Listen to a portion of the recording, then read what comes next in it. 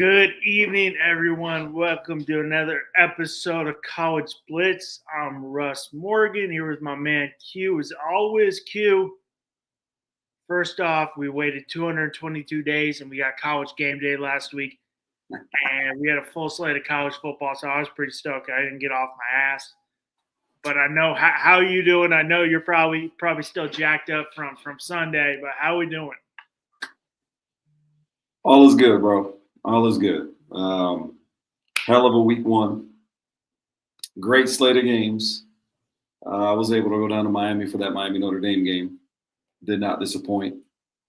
Amazing crowd, amazing atmosphere. Definitely dodging some rain for a good bit of the day. So that wasn't great. But man, aside from that, man, it was a good week. It was good to get started the way we did in terms of the entire season, and then also to see Miami handle business against Notre Dame after so many people doubting that could be the case. So it was a good week one. I mean I saw was it Miami Mondo's tweet from the Caneswear show. I saw his tweet and he was out tailgating and it was just coming down. Yeah. It was pouring, man, and it's summer. It's summer in Miami. Yeah, and you know what comes with that is pop-up storms left and right, and it doesn't matter what the weather app says, what the forecast says, just plan for rain. That's just basically what it amounts to. So it definitely rained. I mean, it rained for a good stretch. It was a hard rain for a long time, but I think the atmosphere was great, man, and that people were living it up. I think, with it being game one, with it being Notre Dame, I think it was one of those deals where, I think people weren't going to be deterred from having a good time. And I was out there with my daughter, and a bunch of other people, mostly her friends and stuff, and they weren't bothered by it at all. They're mid 20s ish, early to mid 20s, and they didn't care. They turned the music up louder, kept the party going. So couldn't really complain, man. That's why I took a change of clothes. Accounted for the wet stuff, and went in and had a good time. So. I mean, summer in Florida right here in hurricane season, so you never really, my mom came last week, my dad's coming on Monday, and they both I was like, bring a raincoat, just prepare for rain. You can't really unfortunately in Florida, I've learned in other places you'd be like, oh, it's gonna rain, I'm gonna bring my umbrella, my raincoat. I'm like, you're gonna walk around with the raincoat and umbrella the whole time, because it could be rain for 3 hours or 15 minutes downpour and just stop. Yeah. And then yesterday, I was driving yesterday and it rained for 2 hours straight. The streets are just you go certain areas, no flooding. And then you go the next street over to try to get away from the traffic, and it's up to my, halfway up my tire. But then it stops raining. 3 minutes later, everything's, no flooding, no drainage issue. But I saw those tweets. I'm like, yeah, I mean, it'll be fine. People in Florida are used to a little rain, and they know, it's gonna be gone. It's gonna, rain for a couple hours, or it's gonna rain for 15 minutes. But yeah, like you said, can't really get away in the summer. And also, I've learned when it does rain, it's not as hot and humid. So that's just. Yeah, there's good and bad to that, man, because if it's hot enough and it rains for just a little while, which again is often the case during the summer, you get the rain for 30 minutes, could be 15, could be 5, could be 10. But then it rains just enough for the sun to come out afterwards, and it just becomes a sauna, and the humidity becomes 175%. So there's no real win, no matter how you slice it. It's hot. It's humid. I'm just trying to play it out, and then once I get into October and into the winter months, October, it gets really nice in Florida. That's probably my favorite is the winter months. I know everybody loves it. I live here permanently. I'm not a snowbird, but I'm like, it's just nice where it's like, hey, it's 68. People are like, I'm like, dude, this is beautiful. Yeah, 100%. Where are the parents visiting from? My parents are from Southern California. Okay, but they live there now. They live in it's called Redondo Beach, California. Okay. It's south of LAX, like in that little El Segundo is where LAX is. They built LAX, trying to build it a little far out of the way, and because it's nowhere near Los Angeles whatsoever. It's like Inglewood, right next to Inglewood. But it's out there, so they're there. They're coming down for a little bit. They're going to end up moving here in a couple of years, but they got a couple. My nieces and nephews are there, so they're babysitting right now. So doing their grandparent time. Of course. Yeah. But I got a niece here who's 5 months. I think she just turned 5 months, so they'll end up moving here just because California is insanely expensive and not get cheaper. Yeah, when they're here, and I'm like, it's $3 for gas. I'm like, I don't like that. I like it at like $2.85. They're like, that's great because it's like $4.85 in California. Dude, that's insane, man. Expensive along.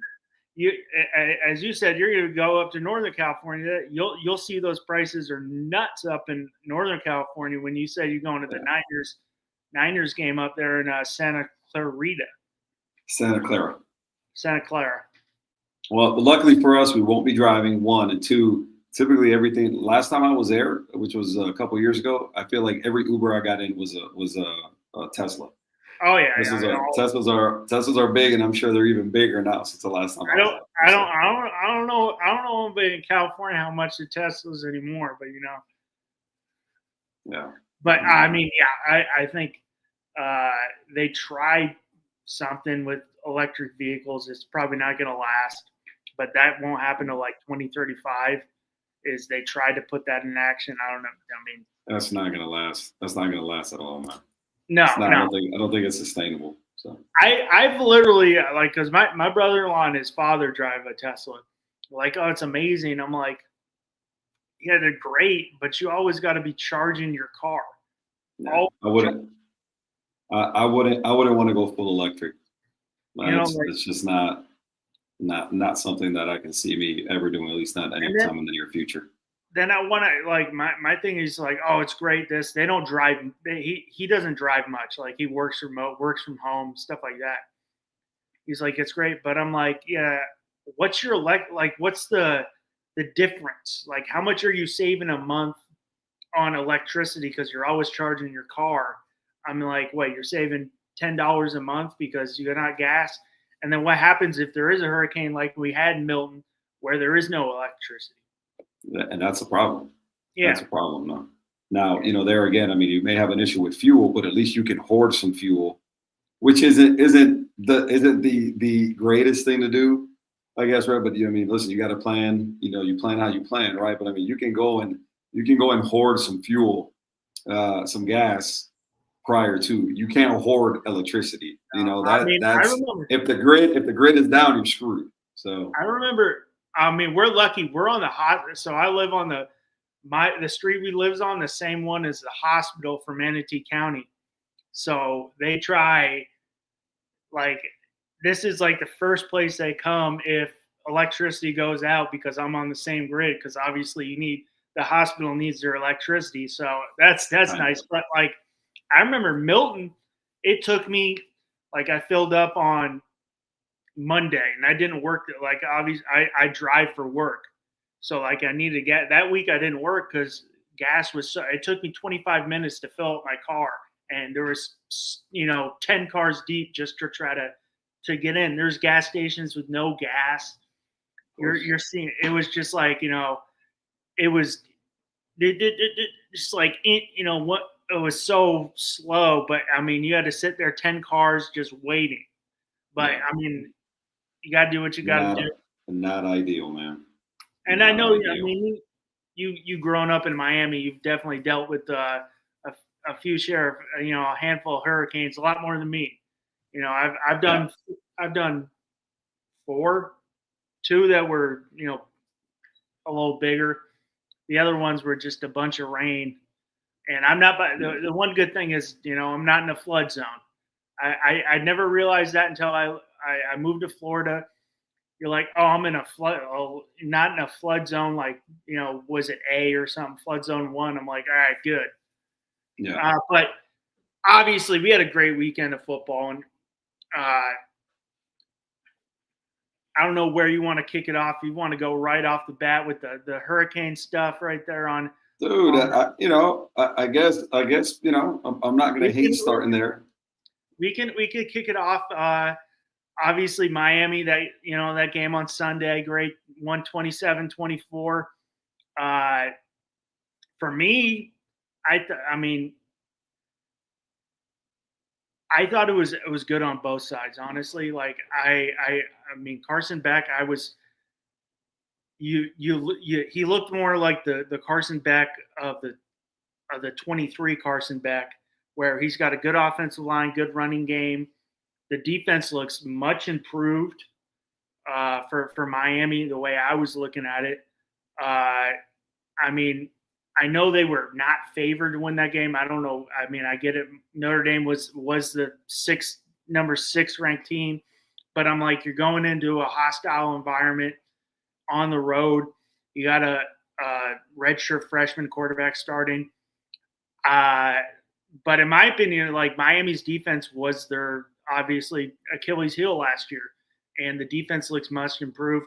On the Notre Dame side, I was like, I know it's a loss, but I think you can take that as a win even in the loss, because I thought CJ Carr looked really good for a guy coming into that environment. He played pretty good. So it's like, that was my one question, was him coming in. What was he going to do? And he played a very good game and didn't get rattled. So, yes, it's a loss for Notre Dame, but I'm like, hey, you can take that as kind of a win, because you do have a redshirt freshman quarterback coming in to a hostile environment, because the Hurricanes fans definitely showed up in a big way, because that stadium was loud. But I'm like, he didn't get rattled.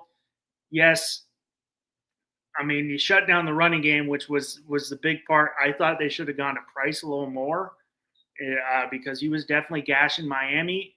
But on the Notre Dame side, I'm like, hey, you got to take that as a little win in the loss, because he played a pretty solid game. And in my opinion, minus the big second half drive right there to start the third quarter, they gave up 6 points in the second half after that one drive where they rammed it down Notre Dame's defensive throat.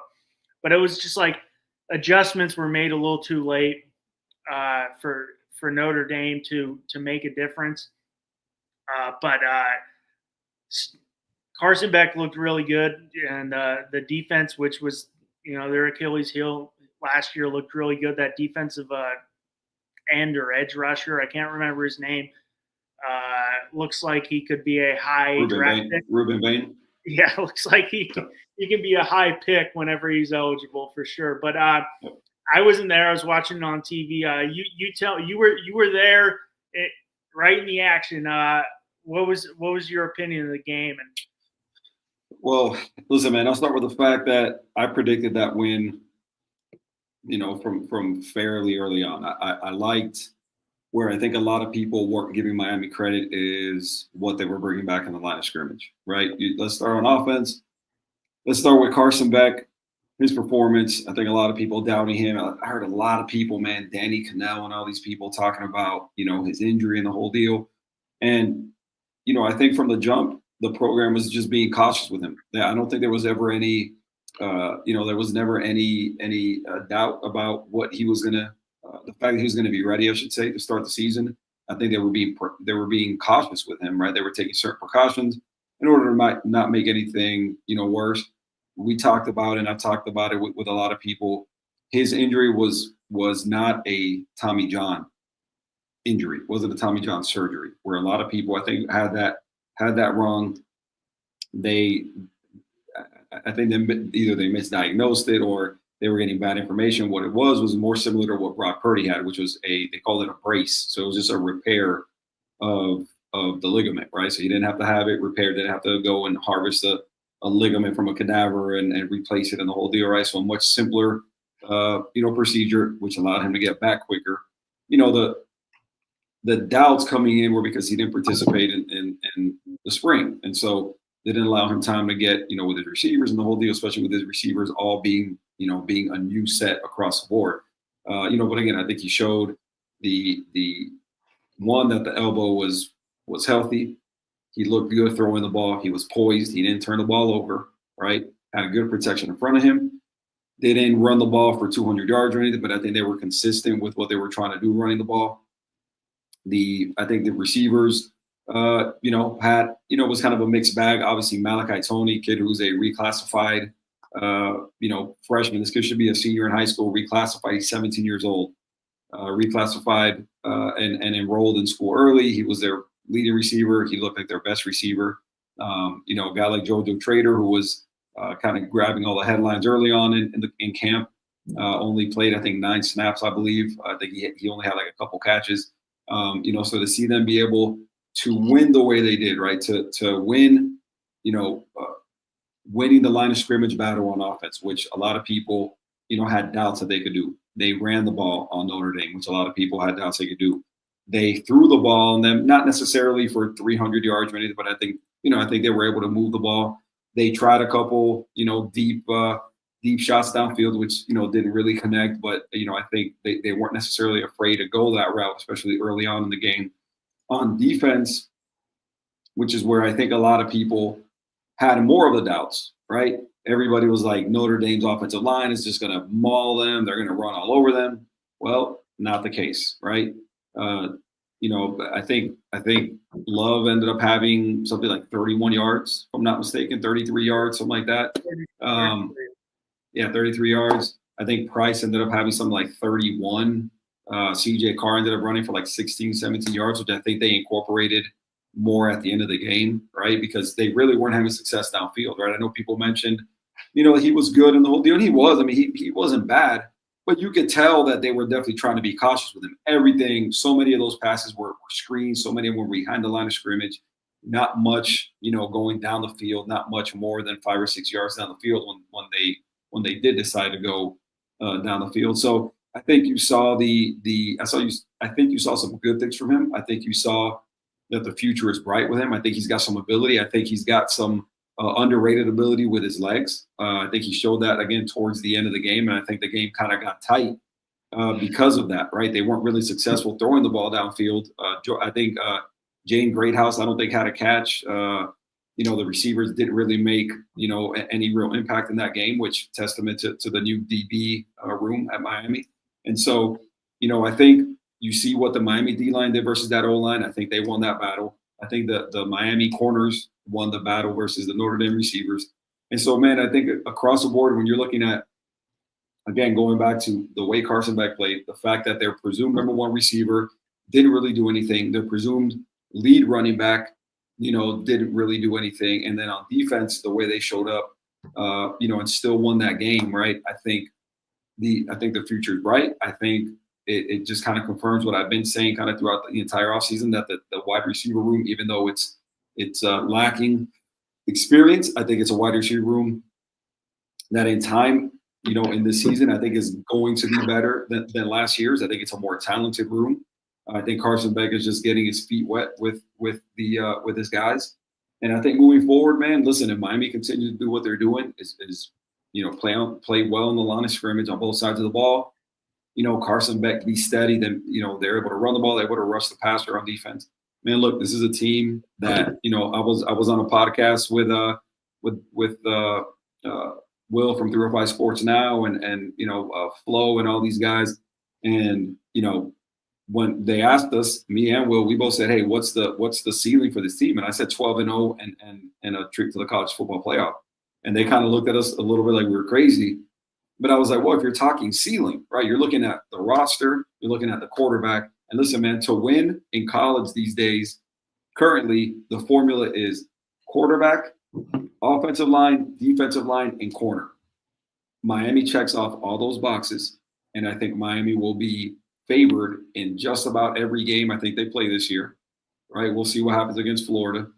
But I think, again, across the board, you're looking at a team that has everything in front of them, that has proven now that they can win a slugfest, right? A tough physical matchup against one of the best teams in the country, and not flinch. I think when you take all that and, put it together, I think you have a team that is a definite threat to make the college football playoff. Yeah, 100%. I think people hear 12-0. I'm like, yeah, I think every team's ceiling who's a playoff contender's ceiling's 12-0. Is it going to happen? Football's a long year. Who knows? But Carson Beck goes for 20 for 31, 205, 2 touchdowns. Tony 6 for 82 and a touchdown. Jadarian Price was 6 for 45. Jeremiah Love, who is a Heisman, one of the Heisman favorites, 10 for 33. You get Jaden Greathouse, who was unbelievable in the college football playoffs, who, was great against Penn State and Ohio State, didn't have a single catch. You have Eli Radon was 5 for 97. Jordan Faison, 5 for 33. Malachi Fields 3 for 48. But you'd like to see Greathouse a little more involved in the offense, being the guy. But on the nobody. And I know we've spoken about this, and when Will was on, nobody talks about the negative things that were happening that were negatively impacting Carson Beck last year at Georgia, which was the offensive line and the running game and the wide receiver core. They don't tend to bring that up. They just tend to throw out, the negatives of Carson Beck, that he didn't do this. He had. If you look at Carson Beck from game 1 to 4 was great. Game 4 to 9 or game 1 to 3 was great. 4 to 9 was, interception to touchdown ratio wasn't great. And then he started playing good again. But his running game wasn't there. The offensive line, which Miami always seems to have a strong offensive line, and that could come into, they're in a very good recruiting area. That football is good in the state of Florida, and especially in the South Florida region. But he got a lot of protection. You go to Bethune-Cookman, you got Bethune, should be nothing. You have a couple nice tune-up games. South Florida, USF be a little better before you have to play Florida in Miami at Hard Rock, but he looked good. I didn't think he was going to get rattled knowing where he played in the SEC. He's not going to get rattled in those situations. I know, coming off that injury, you didn't know, new team, but he wasn't getting touched. I thought, on Notre Dame side, I was like, you came back nice. Your defense went into the second half, got gashed right off the bat. Made an adjustment. It was just a little too late there to for them. But I think CJ Carr definitely has some good upside that we haven't seen in a Notre Dame quarterback in a while. With his abilities, I think once they open him up more, it'll be a little better for them. Their schedule's not that strong for Notre Dame, but for Miami, it's looking up for them where they fix their problem, which was defense, and their defense looks strong. Yes, you give up 24 points, but that's in college football nowadays. That's a hell of a game in the day and age we're playing in college football. And like we saw last year in the college football playoffs, the teams that were in contention, they all had veteran quarterbacks, and that's the one thing that Miami's got going for them that some of the other teams that are supposed to be in contention doesn't have, like the Ohio States, like the Texas, is they have a quarterback who's got a lot of experience. Yeah. Again, that's one of the things we talked about, right? In terms of being set at certain positions allows you to be a college football playoff contender. And again, man, Miami, listen, for all the talk about guys like John Mateer and all the talk about all these other guys, again, for good reason. I get there's other good quarterbacks across the country. But, this talk about Carson Beck being the 10th, 12th best quarterback in the country by some people, I think to me was just, that's crazy talk. Like there's not 12 better quarterbacks in the country than Carson Beck. I'm sorry. Like it's just not. I don't care, what he did last year. It's funny because a guy like Garrett Nussmeier, and listen, don't get me wrong, right? We're going to get to that game, but Garrett Nussmeier, looked good against Clemson, and I get, what he looks like and everything like that. But like his numbers last year, he had, by people's standards, he had a great year. And then you compare him to Carson Beck's numbers, essentially they're almost identical, right, in terms of numbers and everything like that. I think passing yards, Nussmeier had him, but everything else kind of about the same. But yeah, Carson Beck, gets basically dinged for the year he had last year based on his supporting cast. And then a guy like Nussmeier is elevated. They're like, oh my God, Nussmeier is going to be the first pick of the draft. So it's just kind of weird, the way people are classifying both of those seasons. But we're going to see moving forward, man. We'll see what the rest of the season holds.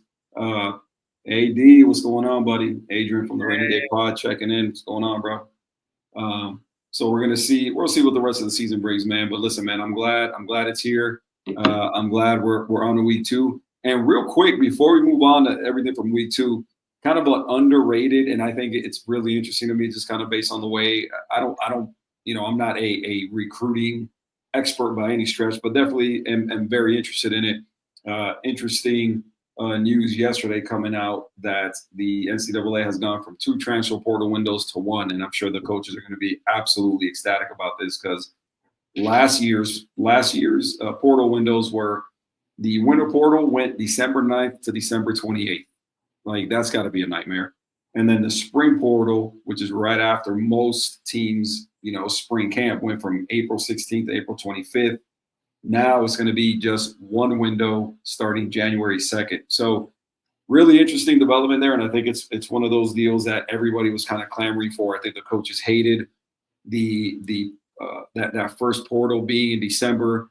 It's a nightmare, I would imagine, with the holidays. You're trying to do family stuff. You're trying to get all this stuff done. And on top of that, now you have to worry about a portal window most of the month of December, where now they're going to switch to a dead period in December and then a one-time window opening January 2nd. I think it still has to be approved, but it looks like it's heading that way. I would imagine that's going to be unanimous. And it looks like it's kind of a win for everybody across the board. So really interesting development there, I think. I'm sure the coaches love that because and I'm sure their families love it because, as you know, and I coach college sports. You don't get much time. And especially at the Division I level, you're spending 10 to 14 hours at the facility, and then if you're not at the facility, you're on the road. And unless you're the head coach, with Mario Cristobal, probably doesn't have to go out too much outside his area, too much anymore. But those other coaches, they have to if they're not coaching, they got to travel. And I'm sure they're happy about that, and their families are happy about that because it's a grind. It's a full year job that even when it's off season, you got to go out and recruit. Yeah. So I'm sure they'll love that, but I think it was. And you can think. I think even though Notre Dame lost that game, I'm like, you can take the win in the loss that you got a quarterback who looks like he's got some upside for Notre Dame. That this guy can play once they open it up for him. And even listening to it, I'm like, college football is different. There's no preseason, no tune-up games. You're thrown right into the fire. And obviously Notre Dame was thrown right into it. So, you're going to have to, fix some things up there. But I picked Miami. I was like, I wasn't going to bet on that game because I didn't I didn't want to put like any money on it. I just wanted to watch. But I was like, I had Miami 3.3 or 4 point win, which ended up being a 3 point win. I'm like, it's in Hard Rock. It's gonna be nasty, which it's gonna be a sloppy game. You got a veteran quarterback, but I mean, we're talking about we had some great games on the slate. Mine, other than Miami, I mean, we brought up the LSU Clemson game, which was another good one. I think Clemson, in my opinion, Clemson's got some as good as much as we project them to be great. They got some issues over there. They got to fix because I mean, Klubnik, that offensive line did not do a great job of protecting Cade Klubnik. No, listen, the all the rage in the offseason was Clemson. They didn't really push back on it, right? I see what they have the skill position, see what they have at quarterback. Let me tell you something. If you watch that game, Clemson's got some question marks on offense. Like, I know what quarterback is and I know what the receivers are or projected to be, right? But that offensive line had a tough day against LSU. They did nothing on the ground. I think they ran for like 31 yards or something like that on the ground total, if I'm not mistaken. That was their lowest total in I can't even tell you how long. So let me tell you something. I'm not writing off Clemson because I know LSU obviously is one of the top teams in the country. They're going to be right there in the playoff hunt and in the national title hunt. But I don't know that Clemson is going to do what they want to do this year with that type of offensive line play. So it's going to be really interesting to be moving forward. Again, I think they're going to have, they're going to be a team that you're going to have to worry about if you're Miami and you're the rest of the ACC. But that offensive line play, I don't think was up to par. If you're looking to win a title, like a lot of people are saying that Clemson can do this year, so we'll see, man. But that was an interesting game. I had actually picked Clemson to win that game because I just thought they were at home. I thought battle of the Death Valleys. I just kind of thought their night game in Clemson, the whole deal. I kind of thought they'd have the advantage. But let me tell you something, man. That second half, especially, and ask Brian Kelly, and he'll tell you. I don't know if you heard the comment that Dabo made, and Brian Kelly rebutted really quick. But I think LSU showed some toughness. They've definitely elevated on both sides of the ball. Like they're good on offense. They're good on the outside at receiver. The defense looked really good. That D-line is good. The linebackers are really good, man. Harold Perkins, Whit Weeks. I mean, those guys are studs. Some transfers that they have on the outside at corner and at safety, I think those guys made an impact. So let me tell you something, man. LSU was going to be a tough out on the SEC. They look really, really good. I mean, yeah, you spoke about the offensive line. The rushing game had Adam Randall was 5 for 16 yards. Cade Klubnik, who had a solid first half but was having to run because that offensive line couldn't hold it, he ended up 8 for 1. Because of the sacks and everything, so that factors into that. Yeah. He had a solid first half, but they definitely went into the second half and made an adjustment on that with Cade Klubnik to kind of keep him in the pocket. I mean, offensively wise, Brian West Coast, 4 for 66, TJ Moore, 4 for 55. Not really electric, but that offensive line is definitely there's going to need something to happen there because Klubnik was not getting the time in that second half, not getting time in the second half to make an adjustment. On the LSU side, I picked Clemson too. I don't really trust Brian Kelly in the big game, and he definitely proved it wrong. Garrett Nussmeier, 28 for 38, 232 and a touchdown. Caden Duran, 17 for 74. Aaron Anderson, 6 for 99. Who's that? Was it Tredez Green? That guy is that dude is that dude's a future first round pick. Tredez Green. Yeah, he is that dude's unbelievable. 2 for 17, but he is going to be. He's a first round pick. He's a future first round pick. If you have a quarterback who can just throw the ball up, he towers over everybody. Yeah. No, the kid, and he's 6'7", he moves like he's like 6'2". You know what I mean? Like he's I think he's got a basketball background, if I'm not mistaken. But the kid looks like the real deal. I mean, he looks he looks scary good. That kid, I'm telling you, is a future first round pick. Yeah, man, they look good on offense. Again, they're good outside. At running back, they're good. At offensive line, they're good. Obviously, they're elite at quarterback. They trade as Green at tight end. That at this point right now, if you ask me to go with a favorite in the SEC, it would be hard to pick against LSU. I mean, yeah, I think this is a year for that. I still don't see LSU clear-cut favorite, but I see, and the SEC is wide open, and like we saw Alabama lose this week, and obviously Georgia didn't really play anybody to play Marshall, but I mean it's wide open. It's anybody's for the taking. LSU's right there with the presumptive number 1 overall pick next year. I will say, and I know you're with me on this because we've had these conversations and we kind of view it the same way, how much these people have changed their opinion in 1 week. That I'm like, in my opinion, I was like, all right, I think Nussmeier might be a little more ready. 1 bad week, and now everybody's down on Arch Manning. I'm like, can we let this kid play before we start making opinions that he's a future first overall pick Heisman?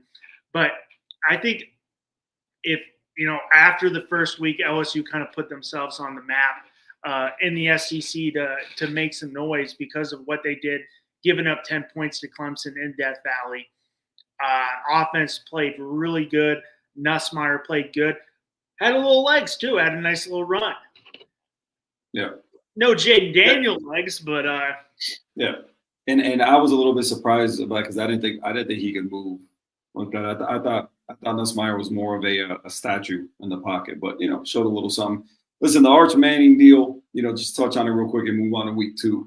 But the Arch Manning deal, I think, I'm with you. I think people are losing their minds. I think the same way people were just hyping him before the season started, before he had ever really done anything as a starter. I think now people are overreacting, right? In terms of, oh my God, he's not what we thought, and he's gonna. But listen, he played. He was his first start was on the road at the defending national champs. Against a hell of a defense, right? The best player in college football, or a lot of people think he is. And Caleb Downs at safety, and so. Listen, I didn't expect him to play that bad, but also again, we need to pause a little bit. Everybody needs to slow down. I don't think this means he can't play. I just think that he's not an instant, superstar and an instant upgrade over Quinn Ewers, right? I think a lot of people last year were under this, misconception that it's like, oh my God, Arch should have played. They should have benched, Quinn Ewers and everything. And now I think you're looking at it and going, well, listen, there might be a reason why Quinn Ewers, held on to the starting job and they didn't give it to Arch Manning. I think Steve Sarkisian knows what he's doing. Obviously, the guy knows how to coach the position and is a good coach overall. He's proven that. And so, listen, I just think people need to slow down a little bit. I don't think it's like, oh my God, Arch Manning is done. He can't play. Arch Manning's a bust. That's the first thing I said. What a bust. He's terrible. Right. So listen, I think he's going to be fine in time. I think he's got a lot of talent around him and he's got good coaching. I think he's going to be fine, right? So, we'll see, man. We'll see moving forward. Again, man, great week in week 1 for sure. A quick thing. We got a quick couple, two other good games we want to hit before we get to week 2. Matt Patricia's defense puts on a clinic there, and obviously Arch, against Texas there. What were your thoughts of Julian Saint's first start in that game? Dude, I think kind of the same way people made Julian Saint, take a back seat, in the QB conversation leading up to that game. I think now after the fact, I think you have to recognize how well he did in that game, right? I think, the kid looked, poised, he looked decisive. He looked, the arm was good. He was accurate and everything. So, again, same thing, right? He's playing a really good defense in Texas. A guy, who held up, under the pressure, right? This is a guy who, hadn't started at all.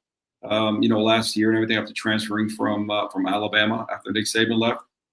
Obviously, a kid who I'm not surprised the way he played. He's a 5-star kid. I think depending on the service, he was the number 1, number 2 quarterback. A couple years ago when he came out. Number 1 quarterback in his class. So nobody spoke about that. They all spoke about Arch, but I'm like, the year after Arch, he was the number 1 QB in his class.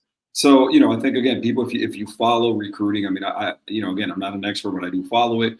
I knew the name. I knew when he committed to Alabama. I knew it was a big deal. When Nick Saban left, he transferred to Ohio State. But listen, I don't think I wasn't surprised at the way he played. I was wondering how he was going to play. But where I am surprised is him outplaying Arch. I just figured Arch, given the fact that he's been in college, longer, he's got a year on scene. I expected Texas to win that game. I'll be honest with you. I thought Texas would go up there, with Ohio State and the turnover they had. At OC, at DC, with everybody they had drafted, I just thought Texas had the advantage coming into that week, even though, they were on the road. But I was wrong, man. Julian saying, definitely outplayed Arch. And I think moving forward, man, if you're an Ohio State fan, you really have to like what you have in Julian saying. Yeah, I mean, I think I would definitely – I liked what I saw, and I think you're going to see more from him where they're going to get Cardinal Tate a little more in the offense, that they're trying to force feed Jeremiah Smith there the ball. Has some drops too, which uncharacteristic for Jeremiah Smith. Yeah, that was shocking. You could definitely see they were trying to force feed him to get the ball. But I think once you get Cardinal Tate a little more involved after that great touchdown he had, that great touchdown catch, that offense is going to be rolling. Good running game.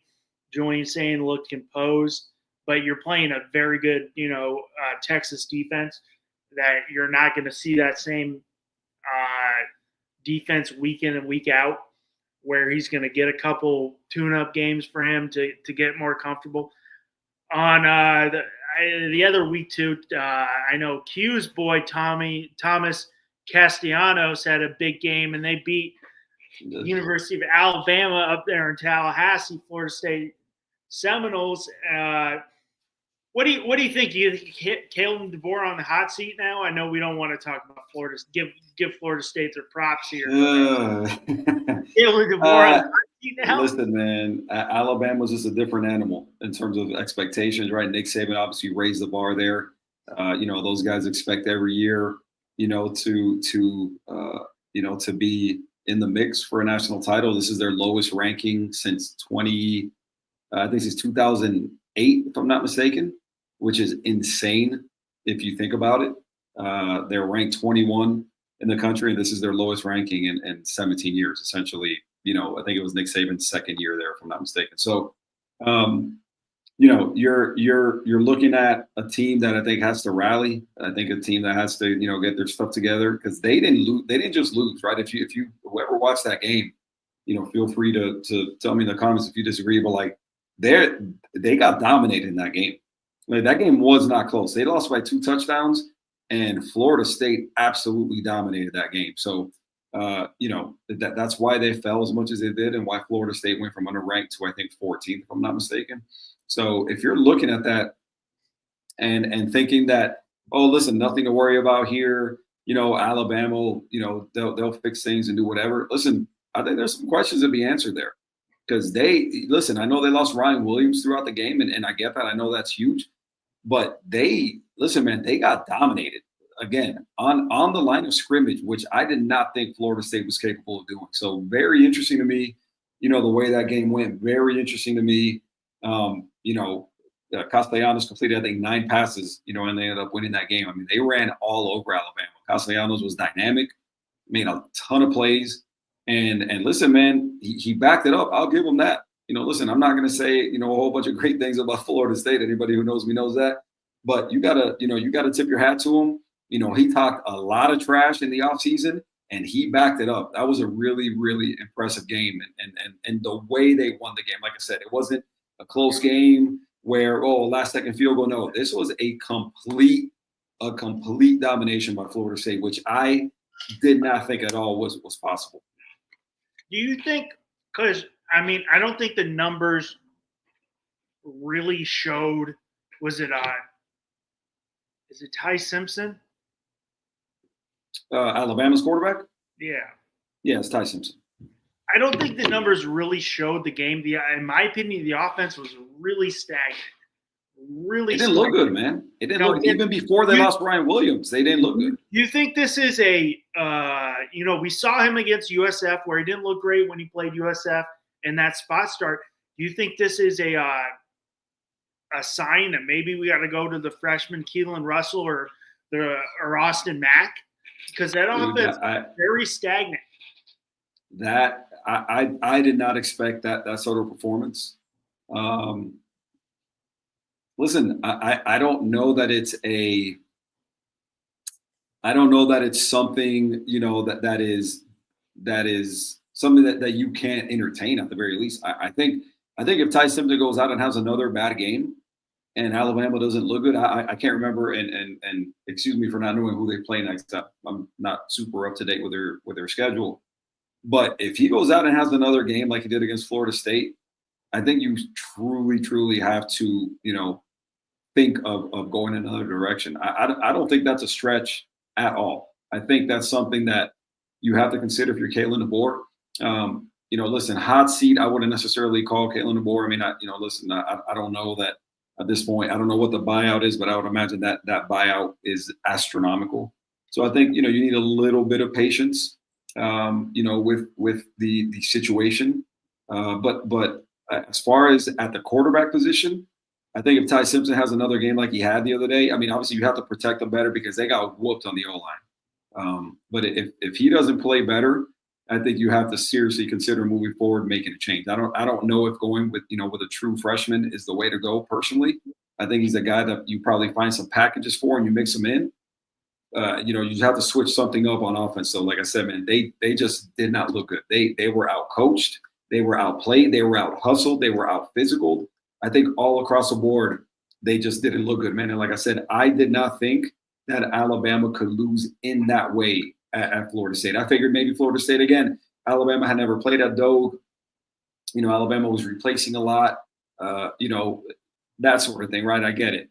And I figured, I think it was a 13.5 or 14 point, line for that game. I thought Florida State could keep it fairly close, but I didn't think at all that Florida State could win that game. Yeah, I mean, if you look at the hit, I mean, he was 23 for 43 for 254 and 2 touchdowns. The rushing game, Kevin Riley went for 5 for 31. Richard Young, 9 for 26. Ryan Williams was 5 for 30. So you can't have that. But it was a stagnant offense stagnant. The offense was very, just stagnant. And obviously a defense gives up 31 points. You're not going to win a lot of ball games giving up 31 points on defense. But no big plays, no impact from any of their big names. Like I said, Brian Williams, you talk about, before he got knocked out. I mean, obviously hadn't done anything. Really good stable of running backs that were held in check the entire game because that O-line didn't do anything. That O-line created no push. They didn't give them any lanes to run in. So credit to Florida State for showing up, man. Again, new DC, new OC, and the Gus bus was rolling, man. This is Gus Malzahn's 6th time beating Alabama, right? So, I don't think it's a fluke necessarily. I think he knows how to play against that defense traditionally. And, man, he showed it. And like I said, man, you got to take Florida State seriously, man. I don't think they're anything to sneeze at or ignore moving forward. Yeah. You have to. This game has to. Alabama's first opening season loss since like 2001. Yeah, something like that. So, I mean, but we're going into next week, not as a greatest slate, but we do have a couple good games on the slate. I was really looking forward to that USF Florida game until I saw, what is his first name? Something Brett? Byron Brown. Like rum.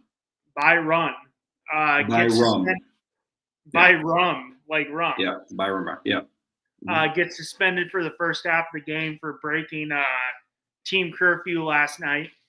I was looking forward to that because USF looks like they've got a little something going. They had a great game against Boise State. I think this would be a great game for them, a great bench, to see where they are playing Florida this week, especially going up to, I think it's 27 or 28. They're going to finally get a football stadium on campus at USF.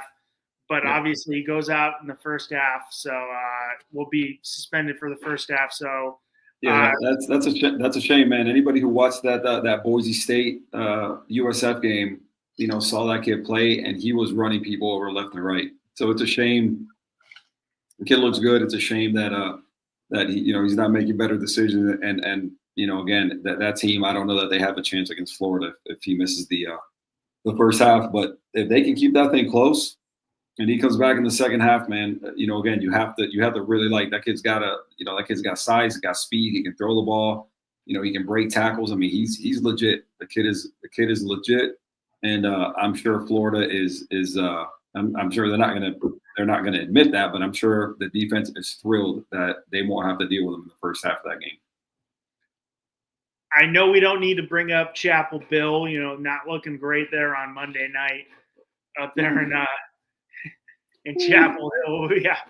It was like I was watching the first half. I'm like, oh, this started off really nice. I'm like, hey, offense looks good. And it was ever since that first touchdown was just downhill from there. Dude, they opened up that first drive. I was like, yeah, wow, look at this kid throw the damn ball. You know what I mean? And then after that, it just went like this. It was a disaster. After that, an absolute train wreck after that. I don't even know if that's a totaling your car type of situation. It's worse than that. They got destroyed after that, dude. I don't know what they stopped doing after the first half. But definitely the TCU defensive coordinator knew exactly what they were trying to do, and he stopped it. They looked terrible after the first drive. They made a change they made a quarterback change in the second half. Like Max Johnson looked, he looked decent, but obviously too little too late after that. But I was shocked at the way they got dominated. I fully expected that game to be good. What a letdown for the UNC alumni, dude. They had everybody there. They had Lawrence Taylor, Michael Jordan, Mia Hamm, Julius Peppers. Dude, they had an incredible list of alumni of their greats across different sports, and they were treated to an absolute disaster of a first game by UNC. Man, that was bad. Really all the scouts there are like, oh, we're getting nothing from UNC. This is why we're getting nothing. God, it was bad. I was shocked. Limited access, not putting out depth charts. Yeah, listen. Their GM, right? And anybody who watched, NFL Network and stuff like that, recognizes the name. It's Michael Lombardi. Well, he's on Pat McAfee all the time. Well, no, he used to be. He hasn't been doing it. He hasn't been doing it much now since he's the GM at UNC because he was on there. He was on the GM in the off season. Yeah, in the off season, but but not as much as he was on there all the time. Like not anymore though. He's on there now once every blue moon, and I don't think you're going to see him much during the season. I would imagine that's something Belichick is not going to want him doing anything. But we need to stop with this UNC as a 33rd NFL team. Like that needs to be put to bed. Y'all need to stop it. All right, let's concentrate on developing some people. All right, let's focus on X's and O's and the basics. Stop with this. We're the 33rd NFL team. That's not accurate. All right, get your stuff together and try competing moving forward. Stop with that nonsense. You're not the NFL's 33rd team. That's ridiculous. Not the way they looked on Monday night. Another Sunday before the Miami game, I liked the way South Carolina looked too against Virginia Tech in the Beamer Bowl, and Lenore Sellers looked really good. I think there'll be a nice dark horse in the SEC and a wide open SEC. But, I mean, obviously, we got a couple good games on the slate like we spoke before the show. The Dan Lanning, Mike Gundy, bowl there in Eugene. Illinois Duke. That will be in my opinion, that's old school type of football. What Brett Bielema does there, and I think Illinois can make a little noise, and they always make a little noise. But I think he's finally got his system there. They play strong defense, good running game. That quarterback's coming back. I think they can make a little noise in the Big Ten. But obviously, everybody's looking to Michigan, Oklahoma game there in Norman, where you got John Mateer, the veteran quarterback, and then you got the freshman, true freshman Bryce Underwood from Detroit, Michigan. Yeah. The week two slate isn't as great, right? We're definitely, I mean, if you're comparing, the 2 weeks, man, obviously a lot more prime time, type, major matchups in week 1 than in week 2. But listen, it all, you were mentioning Illinois Duke. I think Illinois Duke is probably one of those. It's a low key, really good game. I think, if you haven't looked at the polls in a minute, you're going to be surprised by the fact that Illinois is, I think, ranked 11th, if I'm not mistaken, in the AP. It's 12. So 12, something like that. Yeah. So, again, higher than I think most people would imagine, they'd be ranked if you ask them. But going to Duke, man, this will be a big game, to have on campus for Duke. I think a team that, always plays good defense under Manny Diaz. He's going to have those guys ready to play. Darian Mensah, this is his chance to show that he's worth $4 million a year, like Duke gave him. So let's see if he's worth it. Let's see if they're able to play with Illinois. But I think low key that's going to be a good game, one that I'll be interested in watching, because I think it'll be an interesting game. For the ACC, man, that'd be a big win if they're able to pull that one off. We're getting hit on. We just had a nice little thunder, lightning and thunder right now. Oh, really? Yeah, I got you. And you're also looking at the Cyhawk series, right? Iowa State. That could be decent. I'd imagine Iowa State, is the favorite in that one. They're favored by 3.5. But, that always ends up being a pretty good game. Iowa's always ready to play, man. They play good defense and stuff. Kansas, Missouri is another one that I think is could be an interesting one. I think, teams that are unranked, but Kansas, look pretty good in week 1. I think Missouri is low-key a really good team in the SEC. I don't expect them to stay unranked for too terribly long. But, yeah, I think, you're looking at game day being in Oklahoma. For that one, and I think very obviously, the best game of the weekend, right? 15 versus 18, if I'm not mistaken. And I think it's going to be really interesting because Bryce Underwood looked good in week 1, but he was at home playing New Mexico, right? Not a super impressive team, but looked good. But now he's on the road against Oklahoma. And a dude, like John Mateer and a really improved OU defense. They were terrible last year on in terms of the expectations and what they showed, right? They weren't good on offense at all. The defense was better than the offense, but not by a whole bunch. And so, it's going to be interesting to see if Bryce Underwood can take that success he had in week 1 at home versus a team like New Mexico and recreate that on the road in a what's expected to be a really hostile environment against a team like Oklahoma and a guy like Venables, who is going to throw some stuff at him that he hasn't seen, and is going to make him earn everything that he's going to get on Saturday. Yeah, I think Brett Venables is definitely going to throw everything, being a defensive guy at him. Norman's going to be up and ready for that game when game day's there. And, Oklahoma's had a couple down years. It's not the Oklahoma we're used to. Obviously not making a bowl game last year. But I think they're going to be ready to go for Michigan to come in Norman. But, yeah, I think that Illinois-Duke game is going to be great. I think Illinois is definitely old school Big Ten team. We play good defense and a good running game.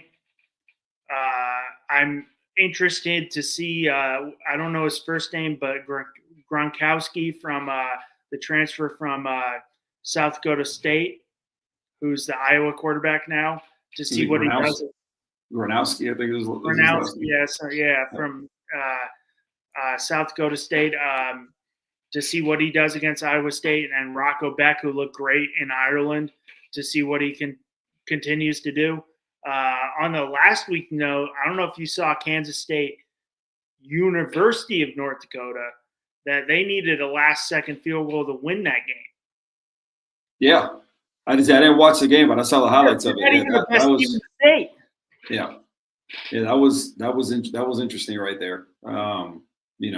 Listen, man, those teams are always tough outs, man. I don't know what it is about them, but those teams are never easy outs. So, I wasn't. Tonight too. I gotta turn that game on too. We got Louisville. Yeah. JMU. Yeah, exactly. That's fine. JMU's been. I've been on JMU for a while. I like JMU. That's my group of 5 pick is James Madison. Is that right? Yeah. Man. Listen, Kurt. I thought after Kurt Signetti left there, I thought they'd struggle. Hasn't been the case though, man. They've kind of maintained. Kurt Signetti left there, went to Indiana, made that team, instantly, a good team. Thought James Madison would kind of fall by the wayside a little bit with him gone, man, but they've kept it going. So hats off to them. In terms of group of 5, yeah, man, they definitely have to be one of the teams that you're looking at, and possibly making the playoff from the group of 5, man. They look, they've continued. They continue to be good. They continue to impress, man, even after Signetti left there. So it'll be interesting to see what comes of them during the season. But yeah, man. Again, being a guy who went to school in North Dakota, which doesn't have an FBS program, the FBS program is SC. We have NDSU. Knowing about James Madison, I'm like, people don't really. I'm like, the reason they're an FCS school, like those big time ones like NDSU, James Madison, who they just don't have the facilities to move up to FBS. Now, exactly. I think NDSU probably should be. They're just too freaking good, but they don't have the facilities to meet the needs of an FBS. Yeah. You have to have the stadium. You have to have a minimum, and I can't remember what the minimum to the stadium is. I think it's something like 50,000 or 55,000, something like that. I can't remember exactly what it is. There is a minimum amount of seats that you have to have. But knowing being from seeing a lot of, I'm like, James Madison was always good in the FCS, but even since they came up, they were always in contention for getting a bowl game, even when they weren't eligible. Their first year, they were good enough to get a bowl game, but weren't eligible. But I mean, I'm gonna turn to that game because the Yankees are sucking right now, and try to find the NFL game on somehow watch the NFL game. Thank you, YouTube. Yeah, man. We were talking about if anybody in the chat knows exactly where to watch the NFL game, man, because I was a little bit confused on that one. I think it was YouTube, if I'm not mistaken. And I know you mentioned the ESPN app. I'd have to look when we're done to see, but I don't remember exactly. I think I saw YouTube, and I don't remember if it's just regular YouTube or if you have to use your YouTube login or if it's the ESPN app. I don't remember, but I thought I had seen YouTube. But yeah, someone in the chat knows, man. Please throw it out. Please update us because again, I haven't looked. I was busy all day, and came home, took a quick nap, and then jumped on with the pod. So I haven't got a chance to look, but that's a game that should be good, man. But again, man, in terms of week 2, man, you got anything else? No, I got nothing. Obviously, again, some good games. Like we mentioned, not at all like week 1. But I think that Oklahoma. I'm interested in that Oklahoma-Michigan game, man. I want to see. I didn't get a chance to see Bryce Underwood play last week. I really am curious and excited to see what that kid really is about. Has all the measurables. Everybody's raving about him. And I want to see what he does at Oklahoma. And I also want to see if John Mateer is a real deal, right? He looked really good last week. I can't remember who it is that played, but he looked awesome last week. Yeah. And I know the team wasn't good. So we'll see if he can keep that going against, obviously, Michigan, who is going to bring a different level of competition than he started off with. They have Jaden Ott, who they got from Cal. That team looks good. The team looks like it's poised to contend in the SEC possibly. which they, last year was a rough intro for them in the SEC. So we'll see, man. Like I said, looking forward to that game and looking forward to getting it started tonight with college and NFL for sure. Yeah, definitely.